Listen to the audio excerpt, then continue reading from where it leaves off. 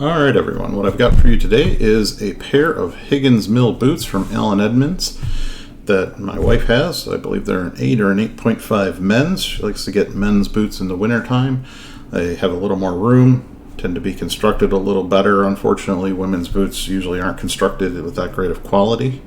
And they have a Gumlite sole, a Vibram Gumlite sole, which I've done another video about, another pair of boots that had a Vibram Gumlite sole, and then I did a video about multiple foam soles from Edmonds that you can see.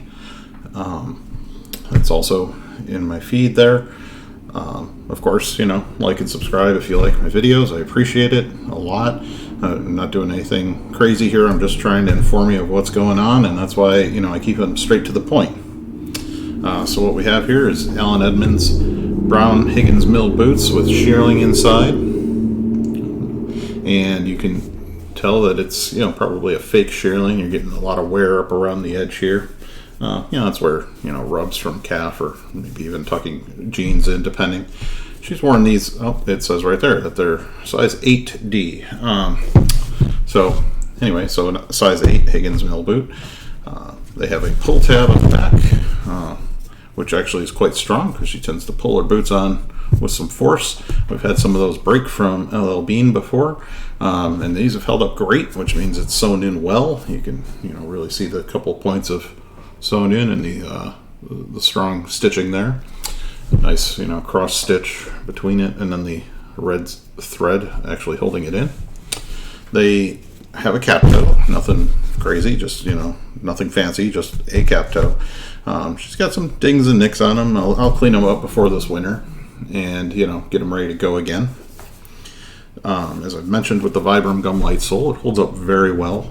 You see some wear towards the heel here, but you got to keep in mind she's worn these easily over 100 times, mostly in an office environment with indoor outdoor type carpeting, but she's went to stores, went outside, walked the dog with them. They've held up well, considering that they're a foam sole. The Vibram Gumlite soles really hold up. I'm not quite sure why they hold up so much better than the foam soles. Maybe they're a slightly harder composition as far as a foam goes, but they do a great job holding up. So if you're looking for a lighter sole, I highly suggest the Vibram Gumlite. They tend to work well, giving you that lighter shoe boot feel, but at the same time holding up and giving you some longevity where most foam soles wear out very quickly. These are a Goodyear 360 Welt, as you can see here. Most 270 Goodyear Welts stop about where my fingers are, meaning that it's just 360 degrees versus 270 degrees of the boot. What that does is provides a little extra water resistance. That's an advantage of Goodyear Welt boots. It's because of the way the welt goes up and over the fabric, and then it's sewn into the upper, and then sort of flattens out by the sole. So it gives just an extra little layer of water resistance to boots or shoes that are made that way. Edmonds, the leather, you usually get like a softer leather from them. This is a little bit harder for them. It ranges somewhere between this and a very soft leather. This is one of the harder for Edmonds, which by most boot companies' standards would be a rather soft leather. It's a pull-up leather. You can see by bending that, and it turns a little lighter. Not sure if you can see the variations in color there. Yep, you can get those. So it gets a little lighter, but that'll rub right back out as soon as I apply some moisturizer and stuff, and it just adds a little texture and coloration to the boot. These, we have a light paste wax on them just to prevent like salt stains and things like that. Now if you do get some salt splashes on them and living in a cold environment that uses a lot of salt, or maybe get some mud splashes or something, you can just take a wet cloth and wipe them down real quick, and that preps them, and you don't have to do a full clean and restore at that point. You just gotta get that off so that it doesn't eat the leather and create little pock marks, because that's what will happen with salt. Salt really gets in there. They sell some salt remover, but it doesn't really take care of the damage. It just removes the salt so any more damage gets done. So that's why you want to do that all the time. You'll hear me mention that in a lot of videos because it's a concern of us living in this climate that it's something we need to do. They're quite comfortable. I know they're one of her favorite pairs of boots to grab because they are so comfortable and warm. The Shearling, has kept her warm on many a days in a cold office environment. We've had them polished up before to the point where they, look a little dressier, so that way she can get away with wearing them in an office environment. But if there's a meeting or something you have to attend, clearly you got to switch to something else. Can't be trucking around in snow boots. But for day to day, she was able to get away with them looking like a fairly nice business shoe in comparison. Especially once we had the caps pretty shined up before. Also, that's gone. We've removed that through brushing and cleaning them off and stuff over the time because she had just sort of stopped wearing them at the office some. Actually, here's a small bit of damage you can see from the salt. Let's try and get that there. See, it sort of looks like a little blister.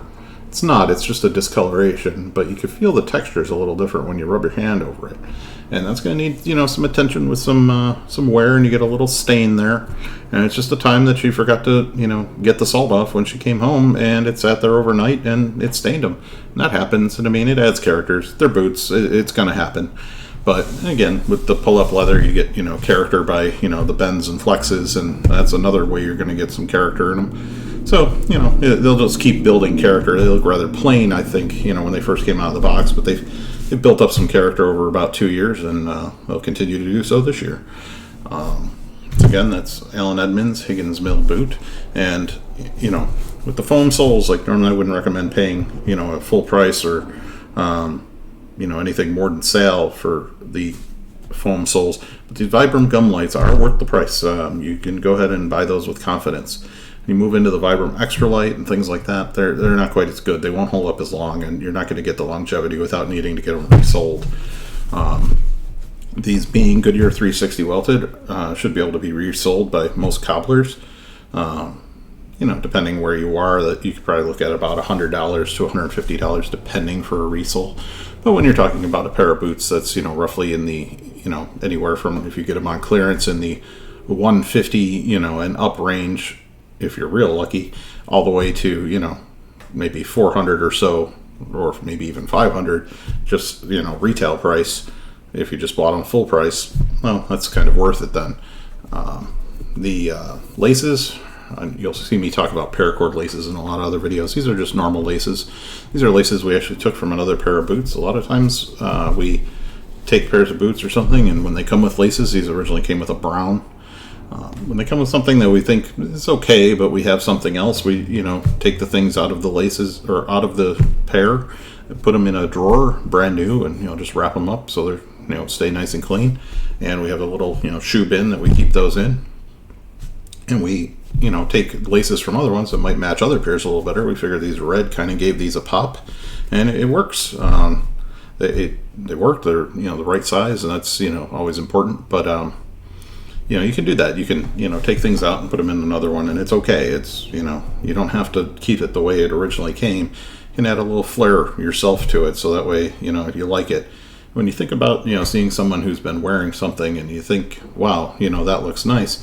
It's usually not the brand new version out of the box. It's usually not the style that everyone else is wearing. There's something about it that looks worn in, as if they've grabbed it every day for 2 years, and it just fits the outfit, and it's their style. And that's a thing about making things pop a little for yourself. If that's your personality, if you're more subdued, then maybe it's more subdued, and some drab colors that just sort of blend in more. Maybe it is the style that come with it. Everything's okay. It's doesn't matter what you want to do. It's just don't be afraid to step out and use what you like, because there's nothing wrong. I mean, for years I was with my wife, and she didn't mention she liked purple. Lo and behold, it's her favorite color, and she actually enjoys things that are purple. It doesn't mean you have to have everything purple. It just means keep an eye out. Maybe there's something purple that you like. Every once in a while, just things fall in your lap like that, and you just got to learn to be okay with saying that it's okay. There's nothing wrong with little boys wanting to play house, and nothing wrong with little girls wanting to play with Hot Wheels cars, or whatever. A lot of us have all experienced that, so it's fine. You just like what you like, and that's okay. But that's why we put these laces in here, give them a little pop, and it kind of works. And like I said, we transform them from bland and drab, sort of the way they're looking now. But you can, shine up that front toe, make it mirror shine if you want. You could add some color. You can do whatever you want, really. I mean, they're your boots and shoes, but Allen Edmonds, we're trying to keep them sort of plain, except for when we shine them up, and that's why we use a neutral polish all the time when we do that. As for conditioning, we use Lexol. That's what I tend to like. You can use whatever conditioner you want. Some darken, some don't. Some work a little better. Some get a little stickier, which attracts the dirt, which we don't want to do living in the colder climate. We get a lot of dirt and road salt and stuff, and you don't want that seeping in and really sticking to the shoe or boot, so that's why we stay away from the stickier ones. It's really not our style. Maybe if you live in a drier climate, the stickier ones might be a little better to avoid that, but then again, if it's dustier, maybe you're having the same problem, because that gets in there, gets in those leather pores, and then breaks it down as it bends and flexes, and it's like sandpaper working on the pores of the leather, and you don't want that. So that's that. So again, Allen Edmonds Higgins Mill boot, quality boot. I'd highly suggest it with the Gumlite sole, nice and light, but yet durable, warm with the shearling inside. A lot better than a fake sock liner, like you would maybe buy to put inside a boot or something, because these are actually made with it in mind to give you that little bit of extra room. And these are made in Dominican Republic, which you can see there. Which, again, I've mentioned in other videos that it doesn't really matter where something comes from. I have boots that are made in China, and they're fine. A lot of things are made in China. I have boots that are made, in the USA. I have boots that were made in Mexico. Things come from all over the place. My China boots, I did a video on those. It's a Rock Can Roll boots, red tornado boots. You'll see those in my video feed if you want. If you want to watch that would be great. I just hadn't seen any information out there, and that's what started me making a couple videos on anything. So, give that a look. You'll see that it's a quality handmade product. You just got to be discerning where you buy from and things like that. Like Allen Edmonds can make some, really nice stuff, and they can make some stuff that's, not that great. But it just depends. Don't fall for the name brand adage or the you get what you pay for adage, because sometimes it's true, sometimes it's not. It's just a little different now. You just got to be a discerning customer and know what you're looking for. And, as I talked to my wife today, it's taken me years to figure out about leather care and how to care for shoes and boots. But I've done a little at a time, watching videos like this from other people and things like that. And, searching for information, and sometimes the information wasn't out there, and I had to do the best I can to provide, some with a little something similar, or look for something similar. But that's why I'm trying to make some of these videos on things that I don't see a lot of information on, so that way you can have that information and be able to make an informed decision. So that's all we have today, and thank you very much.